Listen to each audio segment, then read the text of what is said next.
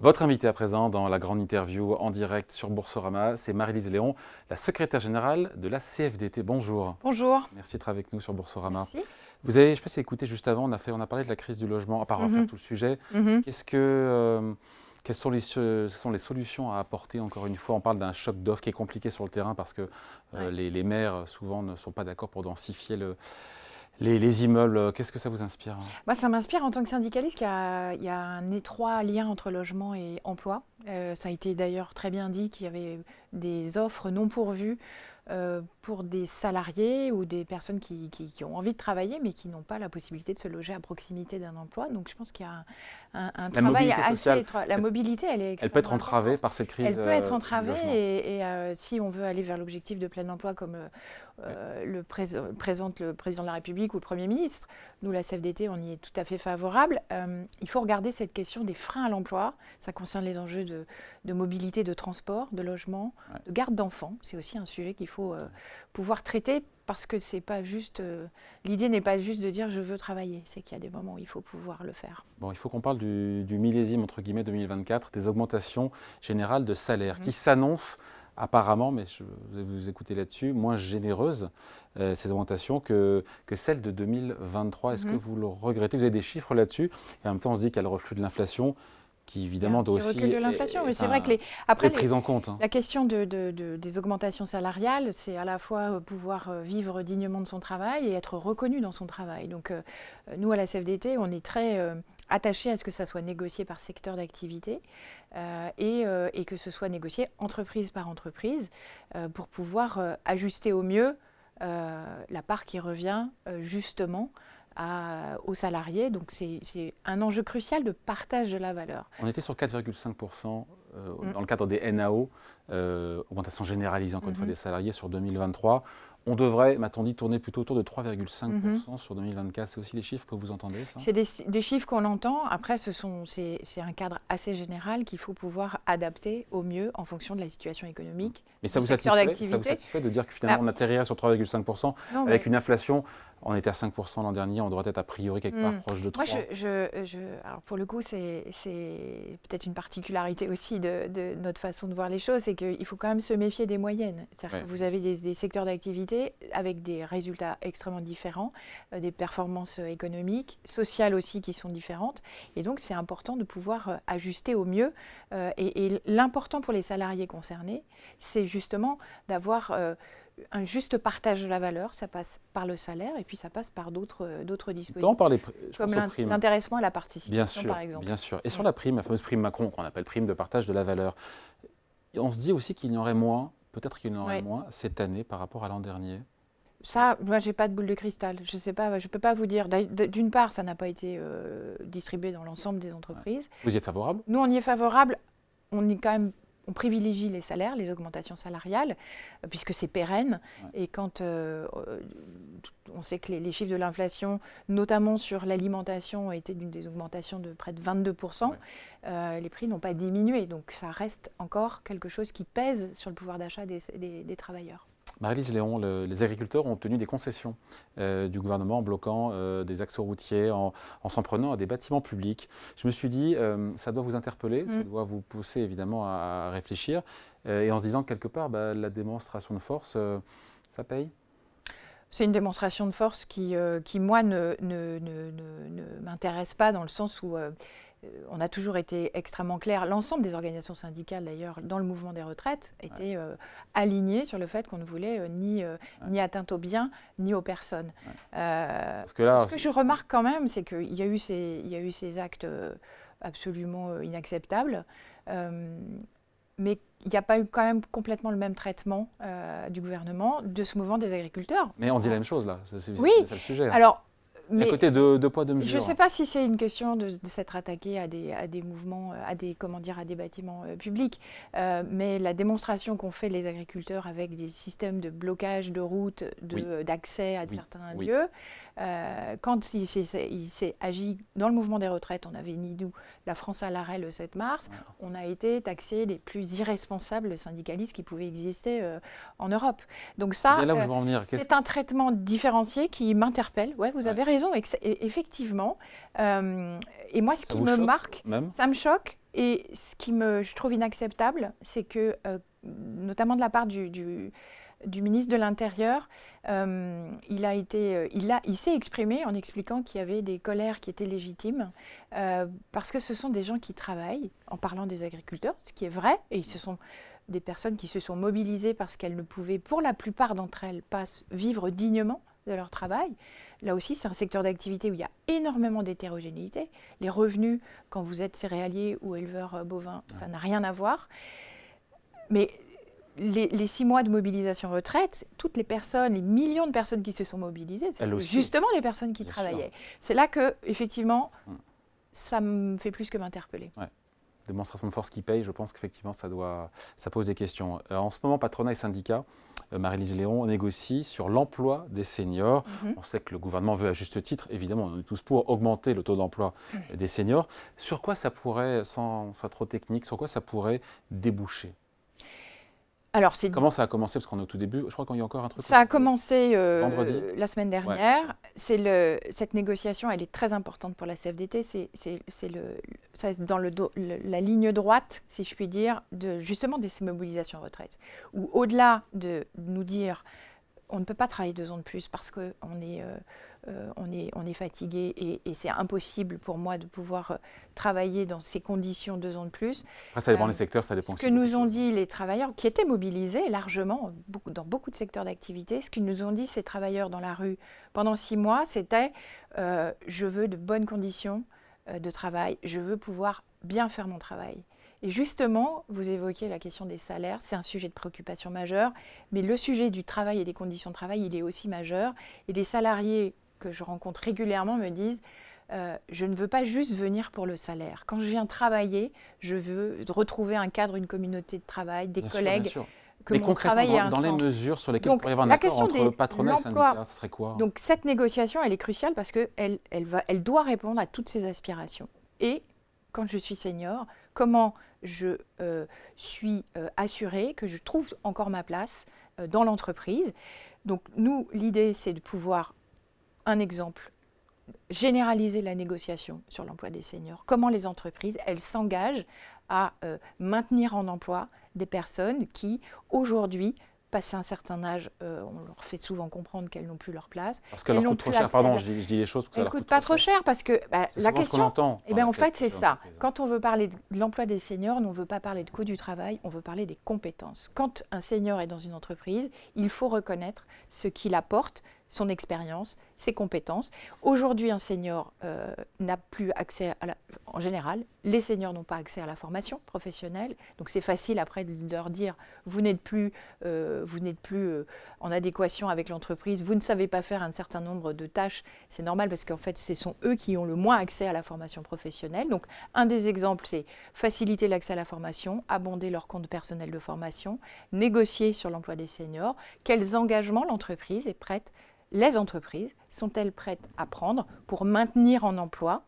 Et puis, il y a la qualité de l'accompagnement. Quand vous êtes senior au chômage, vous passez 2 fois plus de temps à l'assurance chômage.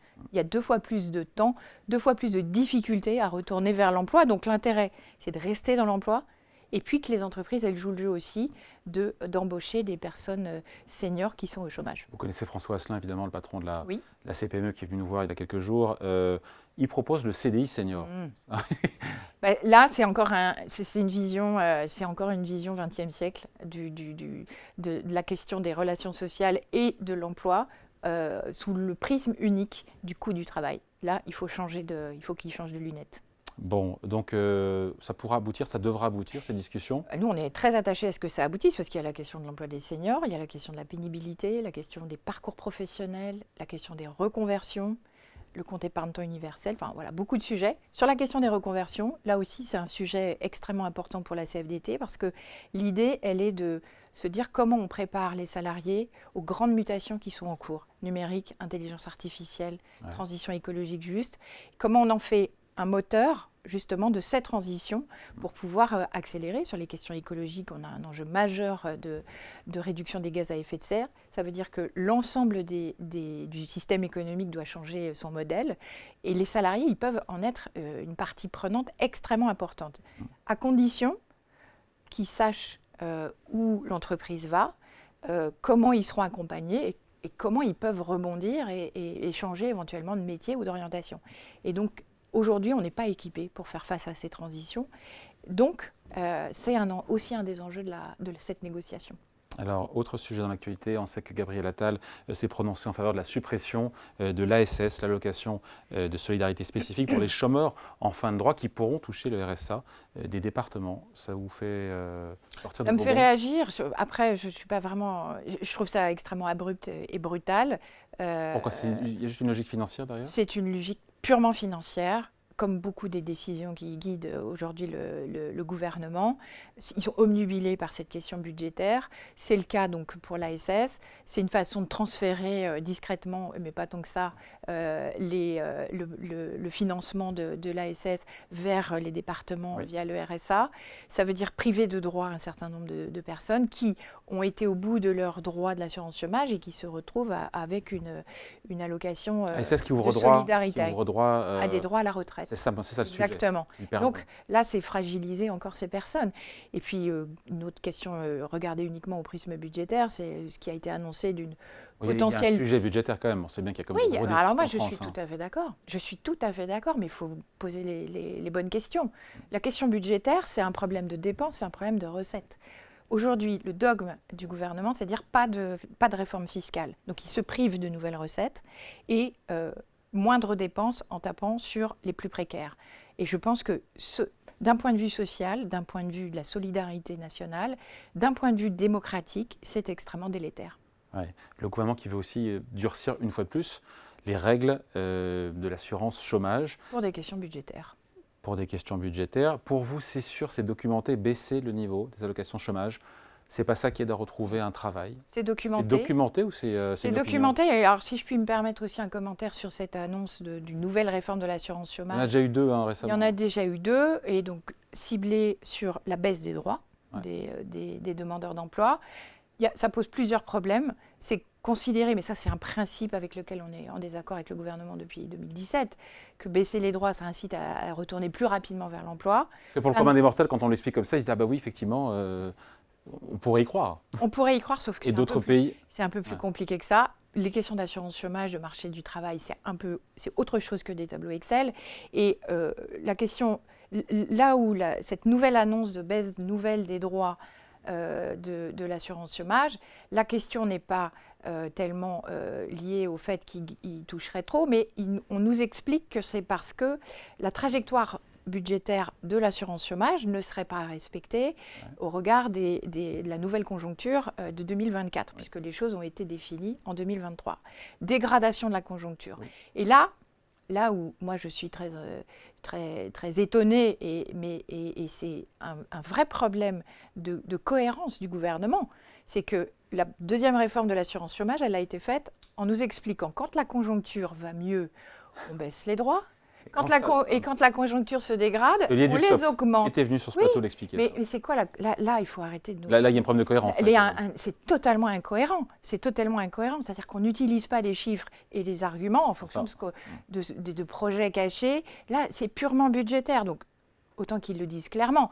Mais dans ce cadre-là... Ça serait un casus belli pour la CFDT. Oui, c'est un casus belli parce que, moi j'ai horreur d'être prise pour une imbécile.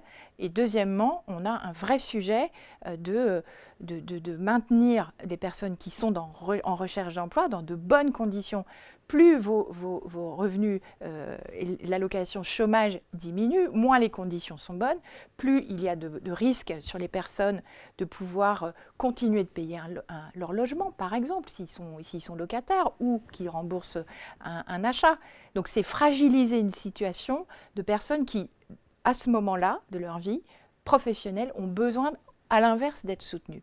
Donc diminuer encore le droit des chômeurs, c'est un vrai problème, et les motifs évoqués sont absolument fallacieux. Marie-Lise Léon, il y a ce discours quand même qui dure un petit peu maintenant à la tête de l'État, comme quoi on peut parfois mieux gagner sa vie sans travailler qu'en ayant un travail et un emploi. C'est faux pour vous ? Oui, c'est faux. Ça fait depuis 2017 qui rabâche cette phrase qui est totalement fausse. Je connais les règles de l'assurance chômage, j'ai été négociatrice de ces règles. Les règles telles qu'elles sont définies ne permettent pas à quelqu'un qui touche l'assurance chômage de gagner plus quand il est au chômage que donc, quand il est en emploi. Donc, on entend que l'assistanat paie mieux. Non, mais l'assurance chômage, ce n'est pas l'assistanat, ce n'est pas de la solidarité nationale. Quand on est au chômage et que l'on touche une allocation chômage, c'est qu'on remplit des règles. Et qu'on a travaillé et qu'on a cotisé pour. Donc on n'est pas du tout le même cadre. Et là où le gouvernement biaise aussi le débat, c'est qu'il intègre des primes comme la prime d'activité, des aides au logement, en faisant un tout. C'est très différent. Je pense qu'il faut vraiment pouvoir distinguer ce qui relève de l'assurance chômage et des aides de l'État. Et je renvoie la question un peu au gouvernement lorsqu'il nous dit il y a trop d'aides aujourd'hui. Je rappelle que notamment au moment des Gilets jaunes, plutôt que de demander aux employeurs d'être plus investis dans les négociations salariales pour que tous puissent bien vivre de leur travail, ils ont augmenté la prime d'activité. Donc c'est un peu...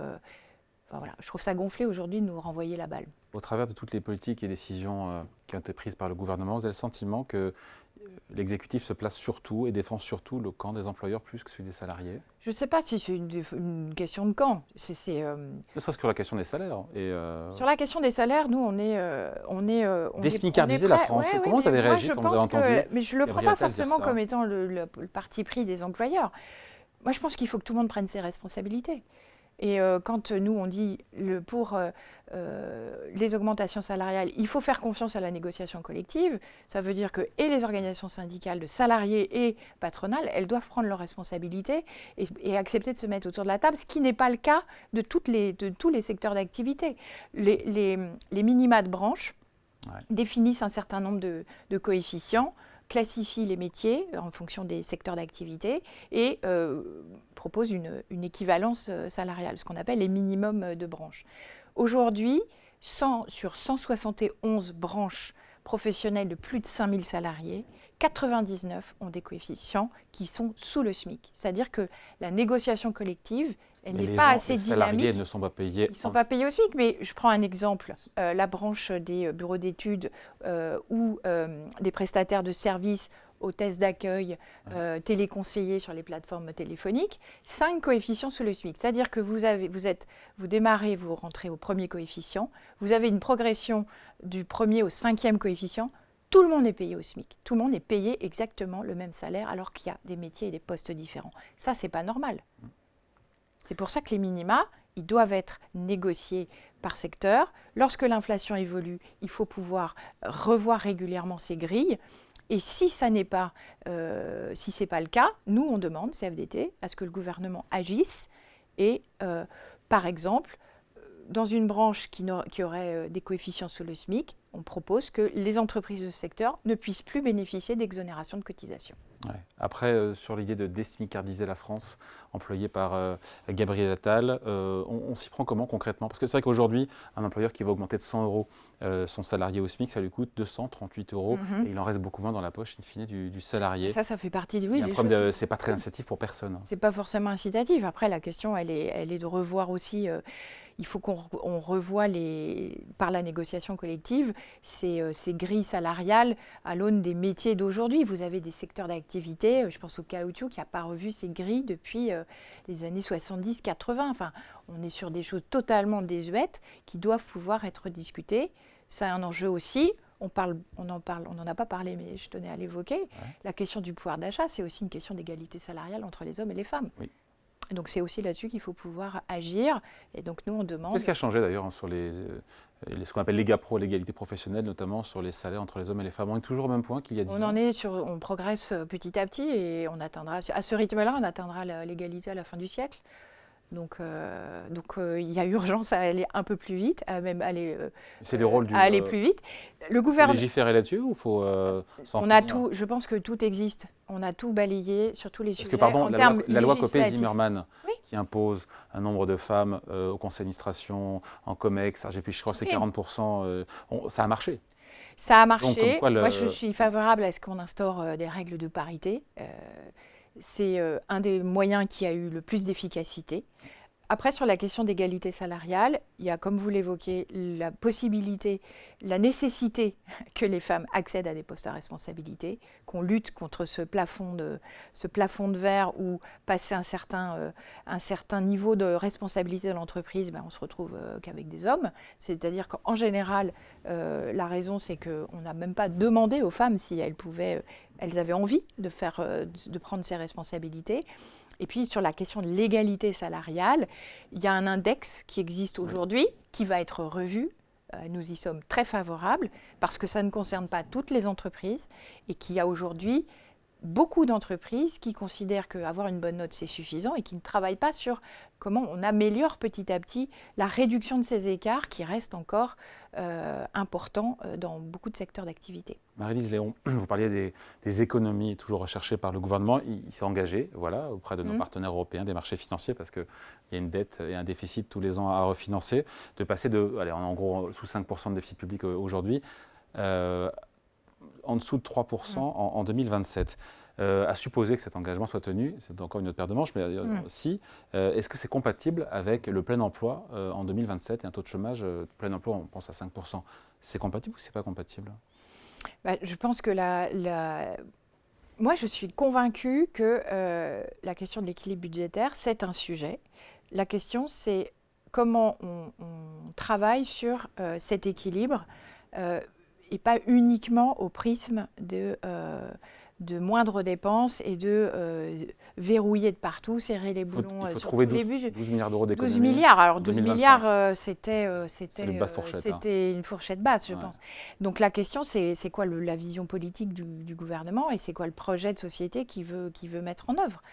Et moi, je pense qu'on est dans une impasse. C'est un tabou pour l'exécutif d'augmenter les impôts. Oui, mais c'est dommage. Enfin, c'est insensé même de rester arc-bouté là-dessus. Les Français ont encore été interrogés par le dernier baromètre du Conseil des prélèvements obligatoires, qui est une émanation de la Cour des comptes. 3 Français sur 4 jugent le niveau des impôts et cotisations en France trop élevé. Voilà, sauf qu'ils voudraient des baisses d'impôts, mais pas financées par des baisses de services publics. C'est insoluble comme histoire. Non, c'est pas insoluble. Dans la même étude, 79% disent que payer des impôts, c'est un acte citoyen. Oui, donc je pense qu'il faut pouvoir aussi donc informer. Il faut augmenter les impôts, c'est ça? Non, c'est pas. Mais pourquoi les impôts? Il y a d'autres impôts. Vous parlez des impôts sur le revenu. Pourquoi on n'irait pas sur une autre réforme, des impôts sur le capital, par exemple? Nous, on porte l'idée aussi d'avoir un barème progressif. Pourquoi qui taxe aujourd'hui uniquement le travail, très faiblement le capital, et de revoir cette question de l'imposition sur le capital. La fin de la flat tax, par exemple. Parce que derrière cette question de l'impôt... Il y a eu plus de rentrées fiscales. Vous savez qu'en abaissant le taux, il y a eu plus de recettes fiscales en lien avec la flat tax et l'impôt, ce qui était attendu. Oui. Au-delà de ce que ça fait rentrer dans les caisses, il y a la question de ce que ça a comme impact démocratique. Et je pense qu'aujourd'hui, les Français, une majorité, considèrent que c'est un acte citoyen et considèrent que tout le monde doit jouer le jeu en fonction de ses revenus, en fonction de ce chacun détient. Et donc, il y a un véritable enjeu de justice sociale. Et aujourd'hui, le sentiment, c'est que donc le patrimoine, l'impôt, plutôt le patrimoine, et puis une contribution des plus aisés. Sauf qu'on la met où? On parle de c'est qui le plus aisé? C'est celui qui a un peu plus que moi ou c'est celui qui est millionnaire ou milliardaire? Millionnaire, milliardaire déjà, ça serait déjà aussi un premier pas. Nous, on est favorable à créer une tranche supplémentaire sur l'impôt sur le revenu pour les plus hauts revenus, d'aller sur les mêmes critères sur le Ils sont déjà, je crois, à 50 et quelques avec les surcontributions, on est au-delà de 50% déjà. Oui, mais je pense que il y a un vrai sujet démocratique de donner à voir aussi que tout le monde contribue au bien public en fonction de ses revenus, en fonction de ce qu'il détient. On a aussi, nous, une proposition de réforme des impôts de succession, des règles de succession, qui permettraient de graduer petit héritage, petite taxe, et gros héritage, grosse taxe. Je pense que ça ferait aussi partie des revenus et des recettes nouvelles pour l'État qui seraient intéressantes. Les entreprises ont fini là-dessus, Marie-Lise Léon. Est-ce qu'elles ont aussi, est-ce qu'il faut revoir, réduire, recalibrer, recibler, alors j'emploie tous les mots, tous les verbes qu'il faut, mais les aides aux entreprises? Oui. Ça, c'est un vrai sujet. Est-ce qu'il faut en conditionner certaines? Est-ce qu'il faut, encore une fois... Moi, je ne fais pas un déplacement dans les équipes syndicales ou auprès de salariés dans des entreprises, dans les administrations aussi, où la question de la conditionnalité des aides n'est pas posée. C'est-à-dire que c'est aussi un enjeu démocratique de dire, mais conditionné à quoi? Conditionné à ce à quoi c'est prévu. Ça paraît évident. Ça paraît tautologique. C'est pas le cas. C'est tautologique. Ça n'est pas le cas. C'est pas le cas. Il y a des aides massives qui ont été faites, aides directes ou exonérations de cotisations qui ont été faites, par exemple, pour l'emploi. Il n'y a pas d'évaluation de ce que ça a produit en termes de nombre d'emplois, de qualité d'emploi. Et aujourd'hui, on est sur un truc totalement paradoxal, c'est que le Premier ministre a annoncé des exonérations de cotisations dans le secteur agricole autour de 1 à 1,25 SMIC. On sait que ce sont des trappes à bas salaire, mais il continue d'aller les deux pieds dedans, à vouloir à continuer sans qu'on ait la moindre évaluation. Vous conditionnez quoi dans les grosses aides aux entreprises qui coûtent cher au budget de l'État? Conditionnalité des aides directes à l'emploi, des aides crédit d'impôt recherche, ne serait-ce que sur l'évaluation de à quoi servent ces fonds, ce crédit d'impôt, comment il censé est financer l'innovation, censé la recherche. De l'innovation. Je pense que l'État, le gouvernement pourrait aussi être un peu plus exigeant sur quel type de projets sont financés de recherche. Est-ce que c'est compatible avec les orientations, les ambitions de transformation écologique, de modernisation? Enfin, je pense qu'il y a il y a trop peu de critères définis et nous ne sommes pas un pays et nous n'avons pas une administration qui a la culture de l'évaluation. Et moi, je pense qu'on a besoin d'être beaucoup plus, de regarder beaucoup plus précisément ces aides. Moi, l'idée n'est pas de supprimer les aides. L'idée est de savoir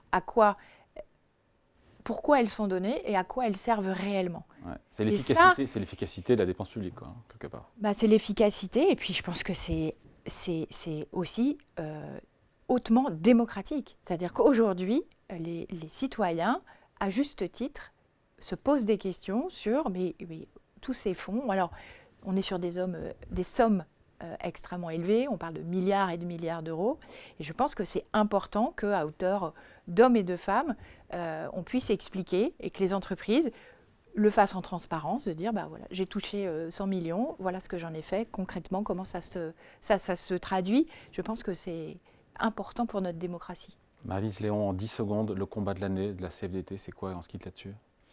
Il y en a 3. Pouvoir d'achat. Ça, c'était le combat de l'année dernière déjà, ça. Oui, ça. L'année d'avant. Ouais, le combat de la CFDT, c'est les demandes aussi, les attentes des travailleurs. Donc, c'est un enjeu, de pouvoir d'achat, respect et dignité au travail, conditions de travail, comment ne plus mourir au travail ou être abîmé par son travail, ça c'est fondamental. Et puis comment on embarque l'ensemble des salariés sur la transition écologique juste, je pense que c'est aussi fondamental pour qu'on soit tous et toutes au rendez-vous. On aura l'occasion d'en reparler. Merci Avec pour plaisir. cet entretien. Merci beaucoup. Marie-Lise Léon, secrétaire générale de la CFDT, invitée de la grande interview en direct sur Boursorama, retrouvée dès 14h en replay. Merci. Merci.